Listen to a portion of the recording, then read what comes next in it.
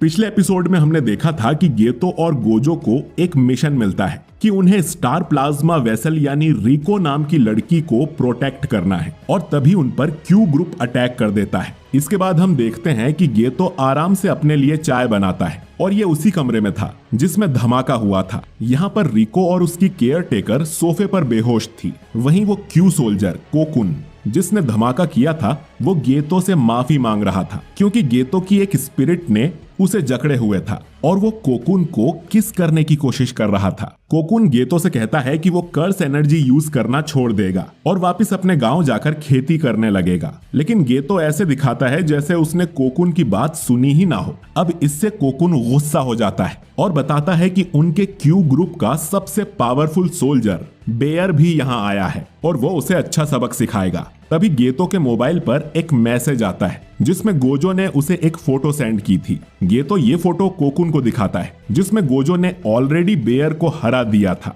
अपने सबसे powerful member की हार के बाद क्यू ग्रुप पर ताला लग जाता है। इसके बाद हम एक बोट रेस अरेना को देखते हैं जिसमें तोजी फुशिगिरो बैठा हुआ था जिसे सॉसेरर किलर भी कहा जाता है। कॉन्ग उसे ढूंढता हुआ यहाँ आता है तो तोजी उसे बताता है कि वो रेस पर पैसे लगाने आया था जबकि अब तक वो एक भी बैट नहीं जीता है। कॉन्ग तोजी को उसका काम याद दिलाता है कि उसे स्टार वेसल को मारना है, जिस पर तोजी कहता है कि वो बराबर की लड़ाई में गोजो को कभी नहीं हरा सकता, इसीलिए उसने कुछ गुंडों को वहां भेजा है जिनसे लड़ने में गोजो थोड़ा थक जाएगा और फिर वो अटैक करेगा। इसके बाद तोजी रेस पे लगाए पैसे हार जाता है। कॉन्ग उसे सलाह देता है कि वो सट्टेबाजी पर कम ध्यान दे और जाने से पहले वो तोजी से पूछता है कि मेगुमी कैसा है, मगर तोजी को याद ही नहीं आता कि मेगुमी आखिर कौन है। इधर होटल में गोजो और गेतो आपस में डिस्कस करते हैं कि उन्हें इस लड़की को हॉस्पिटल ले जाना चाहिए या नहीं, और ये भी कि काश वो भी रिवर्स कर्स टेक्निक का यूज कर पाते, बिल्कुल शोको के जैसे,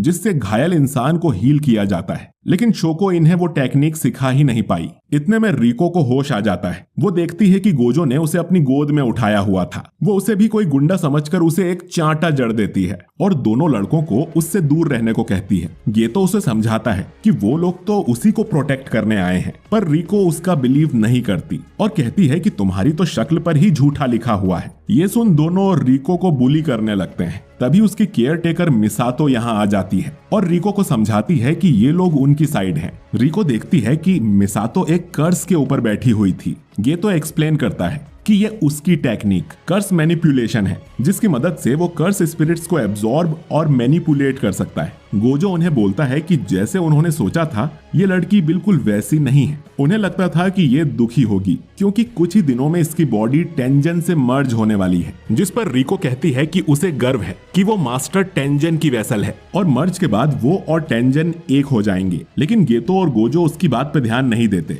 और गोजो गेतो को अपनी नई होम स्क्रीन दिखाता है। इसके बाद वो रिको का मजाक उड़ाते हैं, उसके तो कोई दोस्त भी नहीं होंगे। और तभी रिको को याद आता है कि आज तो उसे स्कूल जाना है और रिको की रिक्वेस्ट के लिए सभी उसके हाई स्कूल पहुंच जाते हैं। गोजो यागा से पूछता है कि उन्हें तो रिको को सीधा जुजुत्सु हाई ले जाना चाहिए क्योंकि यहाँ उसकी जान को खतरा है, लेकिन यागा बताता है कि उन्हें रिको की हर बात माननी होगी। ये मास्टर टेंजन का आदेश है। जो सुन गोजो उसे बिगड़ैल लड़की कहता है, पर गेतो उसे समझाता है कि मर्जर होने के बाद वो टेंजन बन जाएगी और हमेशा जुजुत्सु हाई के सबसे नीचे वाले हिस्से में रहेगी। वो इसके बाद कभी अपने फैमिली या फ्रेंड्स से नहीं मिल पाएगी, तो उसके आखिरी समय में हमें उसकी विश पूरी करनी चाहिए। मितासो आगे कहती है कि रिको की कोई फैमिली नहीं है। जब वो छोटी थी तभी उनका एक्सीडेंट हो गया था, तभी से मितासो ने ही उसे पाल पोस कर बड़ा किया है, इसीलिए वो भी चाहती है कि अपना आखिरी दिन वो अपने दोस्तों के साथ बिताए। ये सुन गेतो मितासो से कहता है कि यानी कि तुम उसकी फैमिली हो।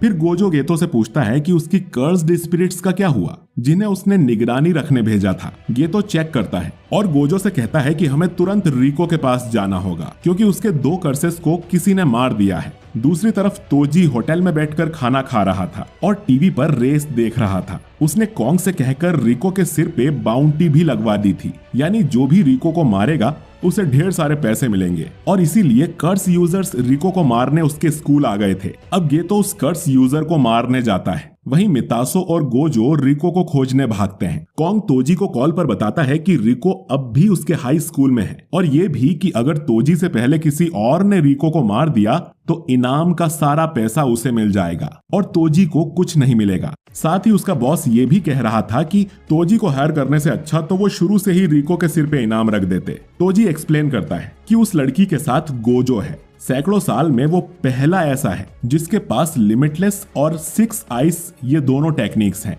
जब तक वो उस लड़की के साथ है कोई उसे नहीं मार पाएगा। तोजी कॉन्ग से कहता है कि वो बाउंटी को 47 घंटों तक चलने दे, उसके बाद वो सारा पैसा वापस उसके पास भेज दे। इतना कहकर तोजी कॉल को कट कर देता है। इधर स्कूल में गेतो का सामना एक बूढ़े कर्स यूजर से होता है जिसने 2 शिकिगामी समन किए थे। वो गोजो की यूनिफॉर्म देखकर ही समझ जाता है कि ये जुजुत्सु हाई से है और हमले के लिए रेडी हो जाता है। इसके बाद गेतो भी 2 छोटे स्पिरिट्स को बाहर निकालता है जिससे कर्स यूजर समझ जाता है कि गेतो के पास कर्स मैनिपुलेशन की टेक्निक है, लेकिन फिर भी उसे लगता है कि वो गेतो को हरा देगा क्योंकि गेतो यंग है तो अभी उसके पास इतना एक्सपीरियंस नहीं होगा और शायद वो क्लोज कॉम्बैट से भी डरता होगा। लेकिन तभी गेतो एक बड़े से केचुए कर्स को बाहर निकालता है जो कि शायद उस कर्स यूजर को निगल जाता है। ये सोचकर गेतो आगे बढ़ने लगता है, लेकिन तभी वो कर्स यूजर साइड से आकर उस पर अटैक करता है, पर तभी उसे अपना पुराना डॉग दिखाई देने लगता है। इस कर्स यूजर के पेरेंट्स इससे बिल्कुल प्यार नहीं करते थे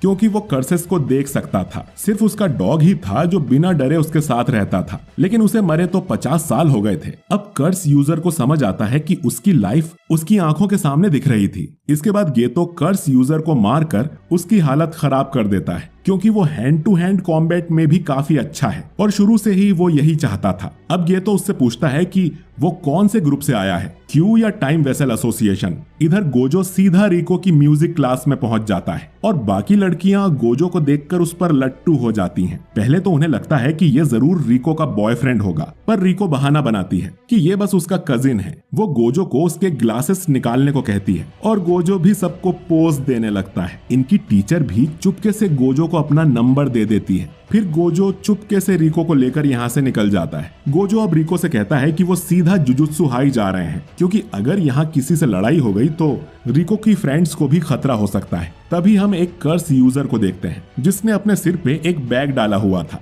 वो रिको को देखकर कहता है कि इस मामूली लड़की को मारने पर 30 मिलियन मिलेंगे। तभी वहां मितासो आ जाती है और पूछती है कि उसे किसने भेजा है। इसके बाद मितासो सिर्फ एक झाड़ू से उस पे अटैक कर देती है और उसे हरा भी देती है। तभी गेतो भी यहाँ आ जाता है। उस बूढ़े से पता चल गया था कि रिको के सिर पे 30 मिलियन का इनाम है और उसकी टाइम लिमिट कल सुबह 11 बजे तक है और वो ये बात गोजो को कॉल पर बता देता है। वहीं इधर गोजो और रिको को उसी कर्स यूजर के 4 क्लोन्स ने घेरा हुआ था। रिको पूछती है कि क्या ये शिकिगामी है, जिस पर गोजो मजाक में कहता है कि जुजुत्सु सॉर्सरर्स की वैसे ही कमी है, तो तुम अगर नौकरी करना चाहो तो हमें ज्वाइन कर सकते हो। कर्स यूजर को इसमें कोई इंटरेस्ट नहीं था और वो अपना 5वां क्लोन भी बना लेता है। अब गोजो अपनी कर्स टेक्निक से 2 क्लोन्स को आपस में ही टकरा देता है। इसके बाद 2 और क्लोन्स गोजो पर हमला करने आते हैं, लेकिन गोजो की इन्फिनिटी की वजह से वो उसे छू भी नहीं पाते और फिर गोजो उन दोनों को भी पीट देता है। इस कर्स यूजर की टेक्निक यही थी कि वो खुद के 5 क्लोन्स बना सकता है और ये भी डिसाइड कर सकता है कि इन क्लोन्स में उसकी मेन बॉडी कौन सी होगी,